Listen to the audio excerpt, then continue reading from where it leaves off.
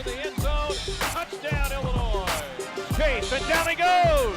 Got a man open if he can get him, and he does. It's caught, diving for the end zone. Touchdown, Illinois, Josh Ferguson.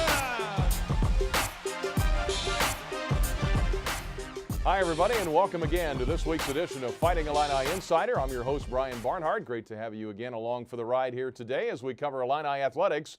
We'll start with Illini football and their most recent game at Memorial Stadium against the Iowa Hawkeyes. The Illini honoring veterans, and also Dad's Day as the Illini battled the Hawkeyes this last Saturday at Memorial Stadium. We'll have head coach Tim Beckman join us on the set and talk about that ball game.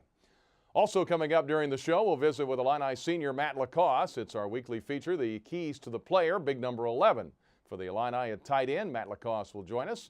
Also, we have the weekly Illini update. We'll cover all the other Illini athletics going on, volleyball, cross country, lots of other sports to talk about as we enter the winter part of the season.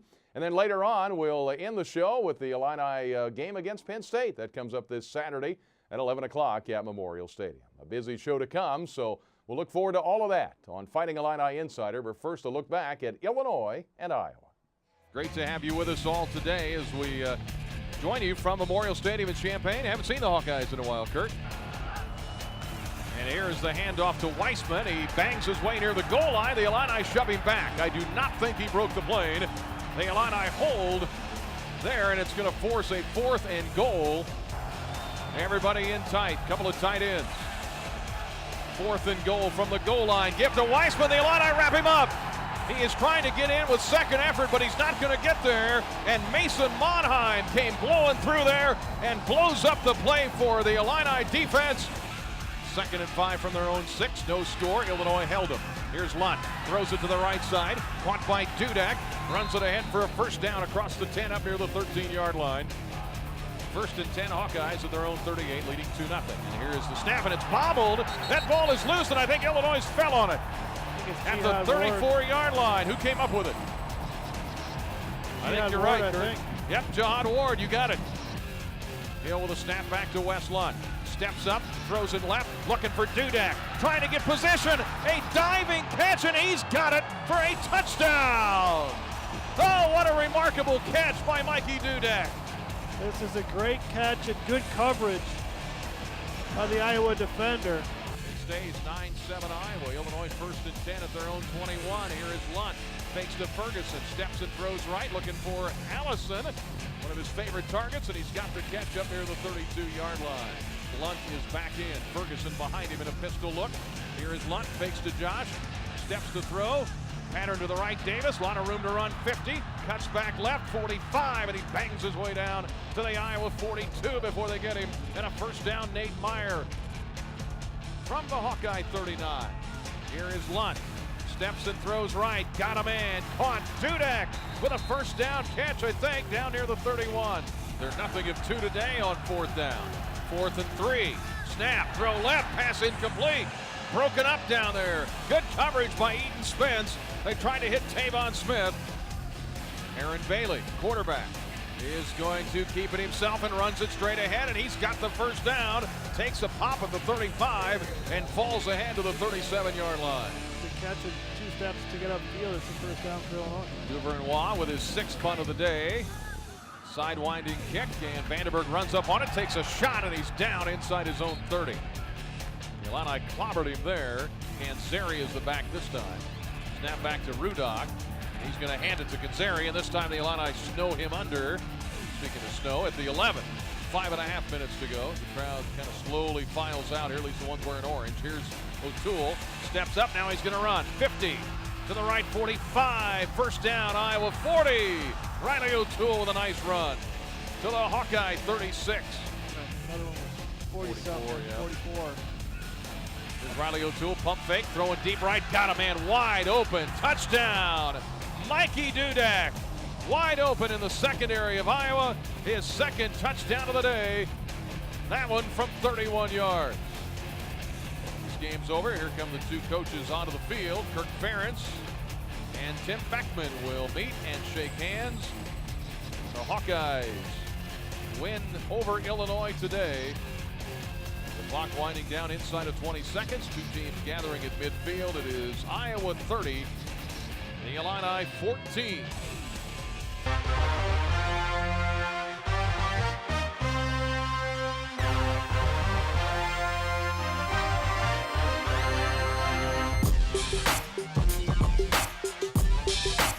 Welcome back. Fighting Illini Insider continues here from Champaign as we take a look back, first of all, at the Illinois-Iowa game, joined by head football coach Tim Beckman. A cold Saturday in November, a hard-hitting football game, close for 3 quarters. As you've said many times, the game is 4 quarters, didn't finish in the 4th, but certainly with Dad's Day, honoring the veterans, kind of an entertaining day, I thought. No question. I mean, something special that they have here at the University of Illinois that makes me so proud to be a part of it. To have Dad's Day, I've never had that before at any other university.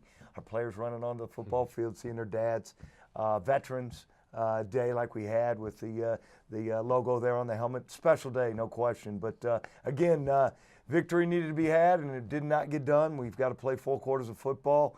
Proud of the way the guys played for 3, but we've got to definitely play 4. Well, one of the big storylines in the game, of course, was the return of Wes Lunt. We'll talk about his day in just a moment as he made his return after a few weeks. But spreading the ball around to different receivers, I know that's a big part of Bill Cubitt's offense. Certainly was the case again, 7 different receivers. Yeah, 7 different receivers, and as we stated before, you know, that's one of the things that we have to do is be able to spread the football around. You know, you see Wes here throwing a great ball to Gmo early in the game, no question. Which he's looking, he's trying to find different type of receivers each time that he has the opportunity to throw the ball. Our receivers could tell you this too. There's probably a couple drops in that football game that needed to be caught. So, you know, again, Wes continues to spread the ball around. It was good to see number 12 back on the football field. Yep, and getting all the timing down again is a big part of this offense. Certainly, as you spread it around here, we've seen John Davis make a catch. You see Barr with a diving catch there. Sure. Good to see him get back in the action as well. Yeah, Riley O'Toole just made that last one to Martez. What's great about that offense that we do run is we're able to spread it around. We've got to be more consistent and make sure we're doing things right. Well, your top receiver on Saturday, as he's been frequently this year, is Mikey Dudek. He had 6 catches, 80 yards, and we're going to see a touchdown catch in a moment ago that I don't know, he pulled that one out of his hat. I'm not sure how he came down. What a year he's had as a true freshman, coming in here and being really the go-to guy for us here in the Big Ten. And Mikey, tremendous catch.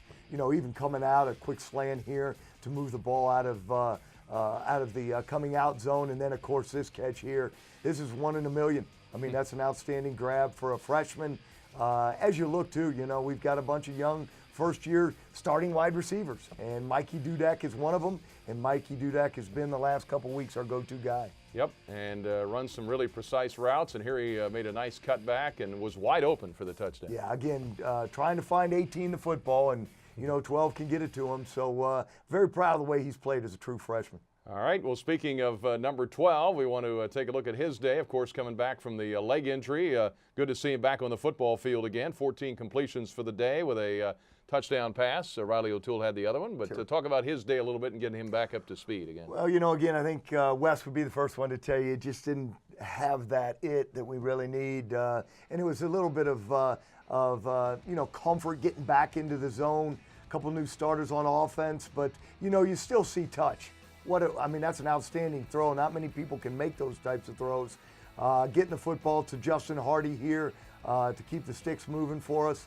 But we've got to be more consistent. We've got to be that leader that's behind this offense, and we know that Wes is very capable of doing that. I know we had some injuries on the front line, but I thought they did a pretty good job of giving him some time. 1 sack, really, you know, so I think we did a good job of protecting the quarterback. But again, it comes down to that consistency factor, and we've got to be able to consistently move that football down the field if we want to be victorious. And Bill Cubitt and the rest of the offense will tell you 14 points isn't enough. All right, that was a look at the offense. Let's take now a look at the Illini defense from Saturday, and some of the key plays in that ball game really came on 4th down. You're going to see a goal line stand here coming up. Certainly, Mason Monheim was a big part of that. No question. We brought him through brought both linebackers through the A gaps, as you can see in this goal line stand, and was outstanding of timing by 43. But the penetration by number 9 there really created that thing to be cut back so that Mason could make that play. So team defense, we had 2 big 4th down stops in the red zone. That's been a challenge of ours.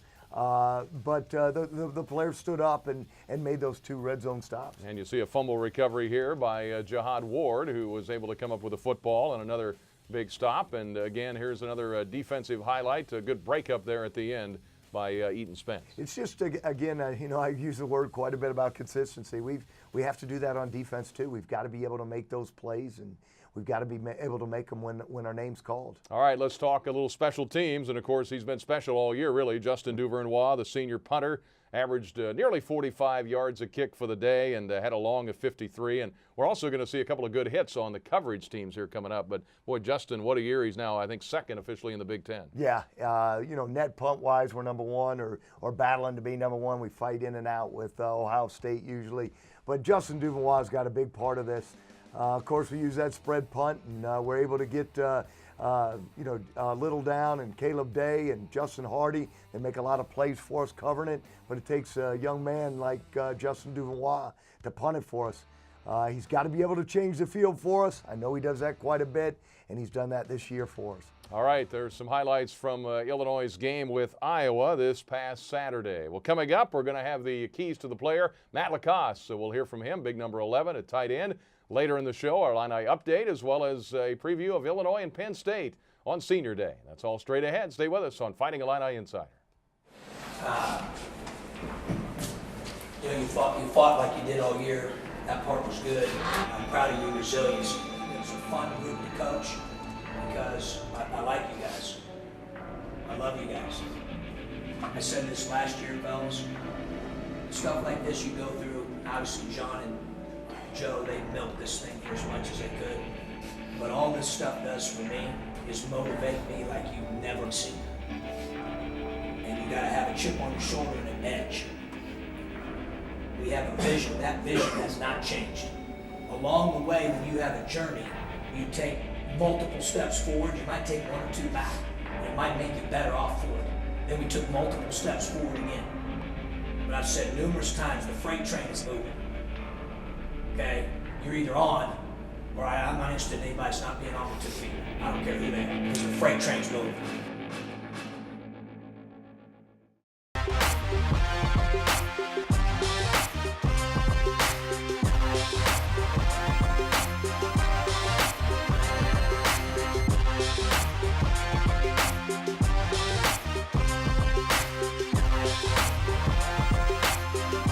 Welcome back. Time now for our keys to the player as we look at one of our student athletes, of course, and big number 11, Matt Lacoste, who has developed into a really good, effective tight end. Well, Brian, I brag on the seniors all the time, and Matt Lacoste is definitely one of them. Boy, I wish we had another year with him. I wish he was redshirted, but, Matt Lacoste is a great leader for us. He works continually on improving his game. He came to us as a quarterback, and now he's playing tight end, and, in the Big Ten. So there's a lot to be said about Matt, but especially the thing that I'd like most to say about Matt is just what type of teammate he is. He's top-notch teammate. All right, let's get the keys to the player. Here he is, number 11, Matt Lacoste.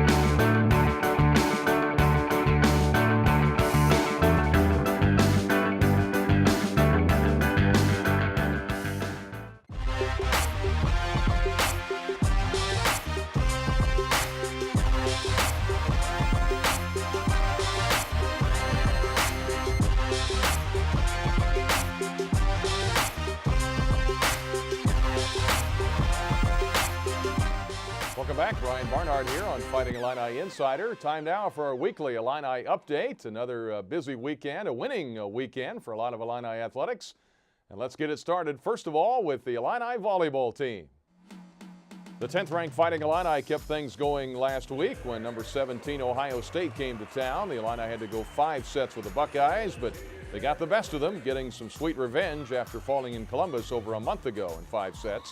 The women then began their last road trip of the regular season with a sweep in their first ever visit to Rutgers. The Illini will continue their road trip with a tough trip to number 2-ranked Wisconsin on Wednesday night, followed by a visit to Indiana on Saturday. Men's basketball, after squeezing by with an 80-71 win against Georgia Southern to start the season, the Illini men's basketball team was looking for a big home win against Coppin State, and boy, did they get one. After Coppin State hit a 3 to open the scoring, Illinois went on a 16-0 run and never looked back to take the game, 114-56. 6 players reaching double figures on the night for the Illini, and the hot-shooting Illinois team hit 15 threes from downtown. The men continue the season with a pair of home slates against Austin Peay and Brown before heading out to Las Vegas for the Las Vegas Invitational next week. After a 70-point blowout exhibition win, the women's basketball team started the 2014-15 campaign with a home matchup against IPFW. This one was a little closer. Despite a cold shooting night, Illinois relied on their defense to come away with a 70-63 W to start the season. After their game against Robert Morris, the Illini continue their busy week with a pair of home matchups against Memphis and Southern on Thursday and Sunday. And that wraps up a jammed week with Illini athletics. A lot of action there to cover. Coming up next, we'll continue as we look ahead to Illinois and Penn State football on Senior Day at Memorial Stadium. That's straight ahead on Fighting Illini Insider. You fought like you did all year. That part was good. I'm proud of your resilience. It was a fun group to coach because I like you guys. I love you guys. I said this last year, fellas. Stuff like this you go through. Obviously, John and Joe, they milked this thing for as much as they could. But all this stuff does for me is motivate me like you've never seen. And you gotta have a chip on your shoulder and an edge. We have a vision. That vision has not changed. Along the way, when you have a journey, you take multiple steps forward. You might take 1 or 2 back. It might make you better off for it. Then we took multiple steps forward again. But I've said numerous times, the freight train is moving. Okay? You're either on, or I'm not interested in anybody's not being on with 2 feet. I don't care who they are, because the freight train's moving.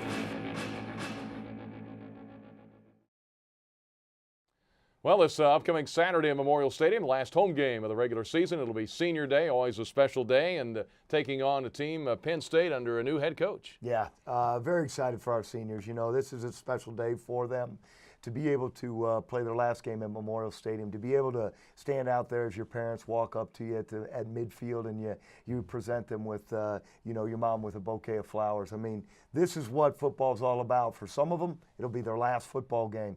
But for others, they'll have that opportunity.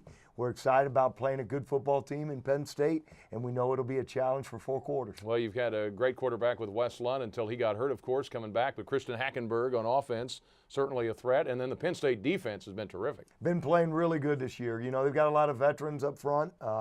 Very, very good physically up front. Offensively, Hackenberg's one of the best in the country. I mean, he as a freshman comes out and is one of the top players to play. So, it'll be a challenge, but we're excited for it. Yeah, I think he's thrown for over 5,000 yards in his career. So that'll be the matchup on Saturday, Coach. We'll look forward to it. 11 o'clock kick. Everybody get out there early. We'll honor the seniors and look forward to the matchup with Penn State. Very excited. Look forward to seeing Memorial Stadium packed. All right. Hey, that'll do it for this week's show. Thanks for being with us, as you are each and every week here on Fighting Illini Insider. For head coach Tim Beckman and our entire crew in Champaign, I'm Brian Barnhart. We'll see you next week on Fighting Illini Insider.